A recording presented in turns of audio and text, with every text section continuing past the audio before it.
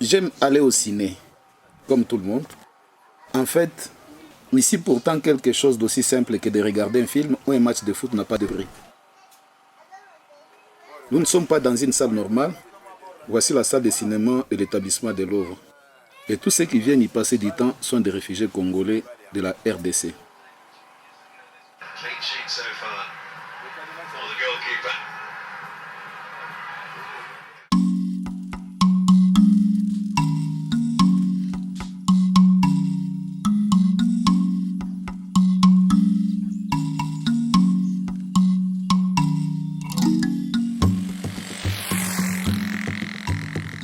Si vous suivez cette moto, vous arrivez à Louvre dans le nord de l'Angola et c'est à quelques kilomètres seulement de notre cher et beau pays, la RDC.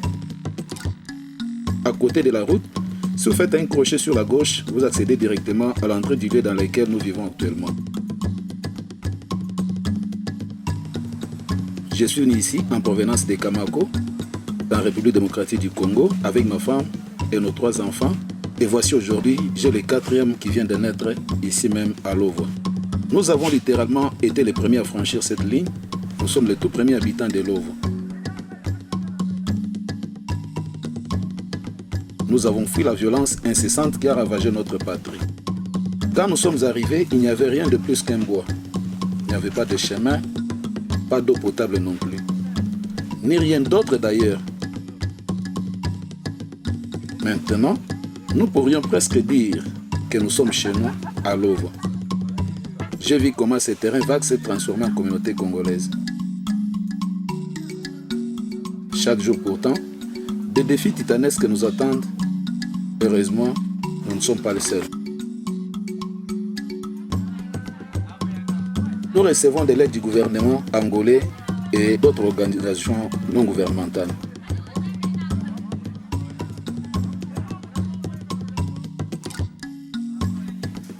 Nous recevons de la nourriture.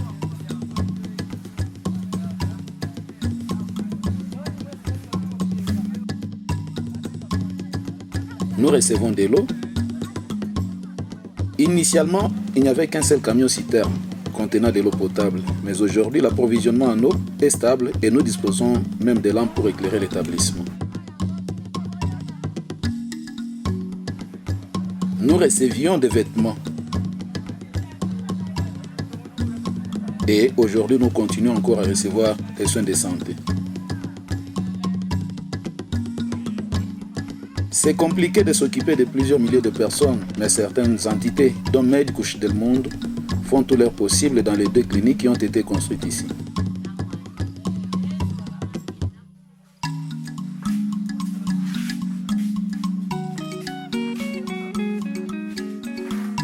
Sans ces organisations, nous serions beaucoup plus vulnérables. Un certain nombre d'entre nous n'auraient tout simplement pas survécu.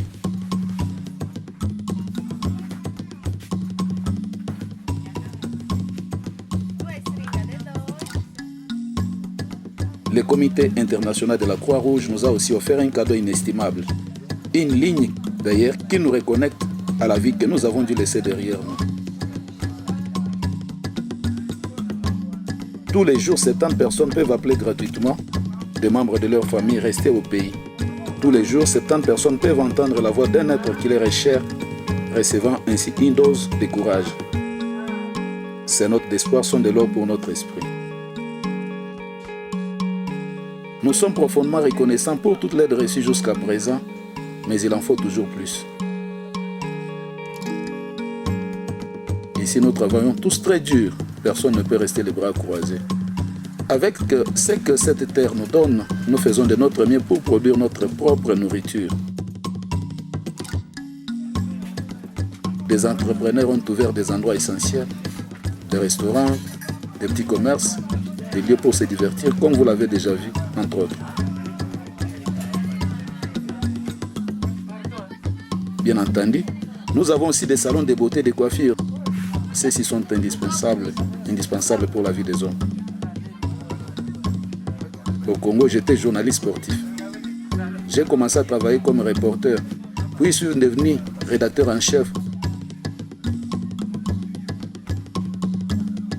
J'adorais avoir un emploi qui me permettrait de parler des équipes que j'aime tant. Real de Madrid, Tout-Puissant Mazembe. Et pour parler que de cela. Ne les prenez pas mal, d'accord?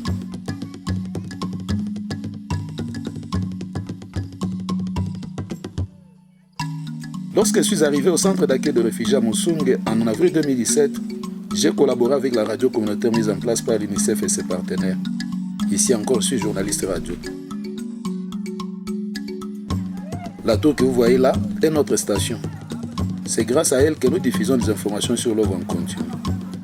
Pour être honnête, notre vrai travail consiste à soutenir la communauté pour que chacun d'entre nous reste éveillé. Ceux qui ont le plus besoin de ces encouragements sont nos enfants.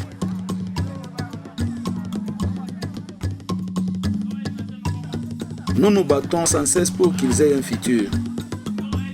Nous faisons tout notre possible pour construire leur éducation, dans tous les sens du terme.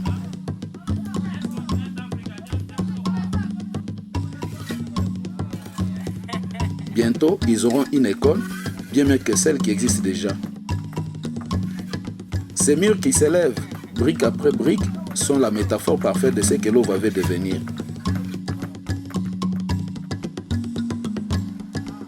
Si j'avais l'occasion de retourner au Congo demain, je le ferais sans hésiter. Mais comme vous le savez, ce n'est pas aussi simple. En attendant, nous continuons à nous battre, à survivre, à prendre soin les uns des autres, et parfois nous allons au ciné et nous rêvons un peu. Notre véritable maison est toujours là, au bout de la route.